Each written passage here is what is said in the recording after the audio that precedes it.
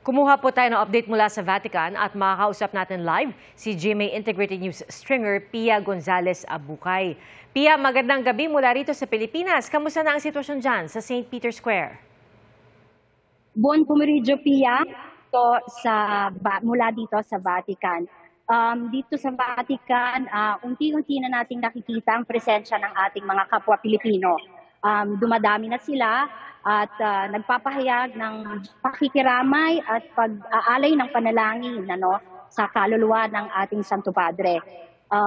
Yung iba nakikita pa natin talaga na nakasuot sila ng Philippines, na ipinagmamalaki nilang nakikiisa sila mula po sa mga residente na Pilipino dito sa Italia hanggang sa mga turista mula sa Europa at ibang bahagi ng Pilipinas, ng bansa at ng buong mundo.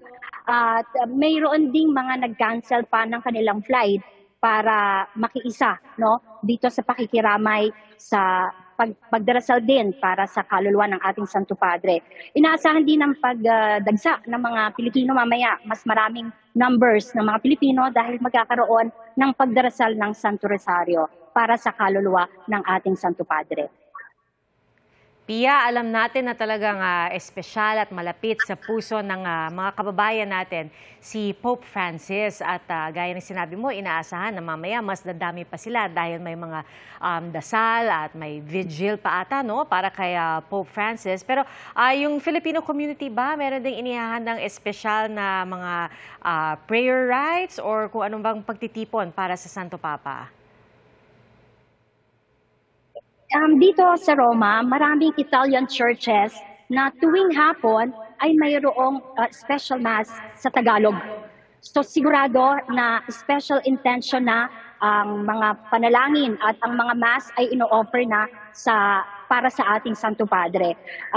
Nahandyan ang Filipino chaplaincy at ang Filipino chaplain natin na Pilipino na nagsisimula na rin ng mga pamisa, para mag-alay ng panalangin para sa ating Santo Padre at siyempre pa nahandyan ang Colegio Filipino kung saan nakatira ang mga kapariang Pilipino na sigurado ay mayroon na ring misang nagaganap at dire-diretso na ito at magmula ngayong araw magkakaroon ng mga pagdarasal ng Santo Rosario at siguradong open na sa publiko ang labi ng ating Santo Padre, ay marami pa tayong mga kababayang Pilipino ang makikitang nakikiisa at nakikiramay sa pagpanaw ng ating Santo Padre.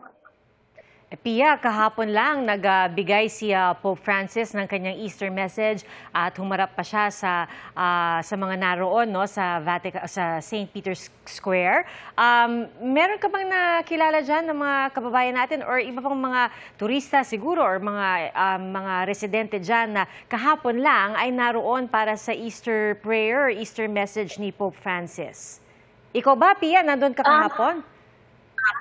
Pia, alam mo, sa totoo lang, talagang ikinabigla ng mga Pilipino at kahit ng mga Italians at ng mga turista ang balitang ito kaninang umaga. Dahil kung natatandaan natin, itong linggong to, during Lenten season, talagang hindi pinalampas ni Pope Francis ang kanyang mga surprise visit, At bigla-bigla na lang natin siyang nakikita sa St. Mary Major. Bigla siyang nagbumati nung Palm Sunday at kahapon nga ay lumabas ulit siya at bumati sa mga pilgrims at mga mananampalataya na nagpunta rito sa St. Peter's Square at inaasahan din ang patuloy niyang pagbuti ng kalagayan at patuloy na pagbibigay panalangin din at pagbibigay bendisyon sa mga pumupunta dito sa Vatican City. Kaya kaninang umaga, ayon sa mga nakausap ko kaninang umaga, bandang alas 7:35 ng umaga, nagulat yung mga turista at mga pilgrims na nagpunta ng maaga rito para pumila dahil nagkumalembang ng almost 15 minutes. So sabi nila, very strange yung kalembang na iyon at yung parehong kalembang na iyon ay natunghayan din namin dito ng alas 12 ng tanghali, Italy time, hanggang alas 12:15. So talagang nabigla ang buong mundo, nagluluksa ang buong mundo at ngayon ay lahat naman ay sama-samang nag-aalay naman ng panalangin para sa kaluluwa ni Pope Francis. At syempre pa, inaalala ng mga Katolikong Pilipino dito sa Italia ang kanyang pagiging malapit sa mga Pilipino, no? Ang kanyang patuloy na pagbibigay aral na isabuhay ang totoong mensahe ng Ebanghelyo. At huwag kalimutan ang mga mas nangangailangan tulad ng mga mahihirap, may mga karamdaman at ang mga lugar kung saan mayroong kasalukuyang gera. At Pia, mula nang i-anunsyo ng Vatican kaninang alas 7 ng umaga, oras dyan sa Roma, sa Italia, nagbigay na ba sila ng panibagong pahayag mula noon? Meron na bang mga inilabas kahit papano na mga detalye tungkol sa magiging funeral rites para sa Santo Papa?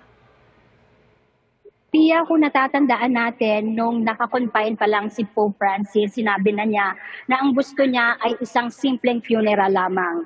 No? Binilin din niya na wooden coffin ang gusto niya at nagbilin din siya na kung sakali siya ay dalhin sa St. Mary Major's Basilica. Ito ay isa sa pangunahing 4 basilicas dito sa Rome at iyon ang kanyang mga unang nabanggit nung siya ay nasa ospital pa lamang. Kung natatandaan natin, pagkalabas niya ng Gemelli Hospital, bago siya tumuloy sa Casa Santa Maria, minabuti niya muna na dumaan muna sa St. Mary Major. Mahal na mahal niya talaga at nasa puso niya ang basilika na yon. Kaya doon muna at doon ang binili niyang nais na mahimlay. Gayunpaman, tungkol sa public viewing at paglipat ng salma, no, ng labi ng ating Santo Padre mula sa Casa Santa Marta hanggang sa St. Peter's Basilica, inaasahan itong magaganap sa Miyerkules. Ngunit ito ay kukumpirmahin pa, kung paano ang detalye ay malalaman po bukas at ipapaalam po iyan ng Vatican Press. Samantala, mamayang gabi, papangunahan ni Cardinal Ferran ang ritual, no, ng paglalagay ng labi ng ating Santo Padre sa coffin. Alright, maraming salamat. GMA Integrated News Stringer Pia Gonzalez Abukay, makikibalita ulit kami sa iyo. Mga kapuso, maging una sa saksi. Mag-subscribe sa GMA Integrated News sa YouTube para sa iba't ibang balita.